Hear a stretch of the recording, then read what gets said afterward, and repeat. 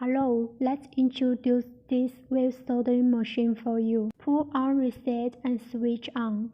Pull and this is lighting button. T is automatic output.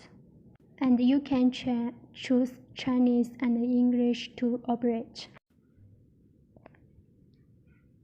If you want adjust temperature, you can press set and then press high or low.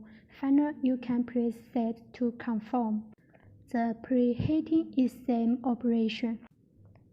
There adjust transfer speed. Here is wave first, wave second, and spray. Usually when we transfer the board, we open all settings except the last one. The parameter is set down. We can adjust the spray speed here.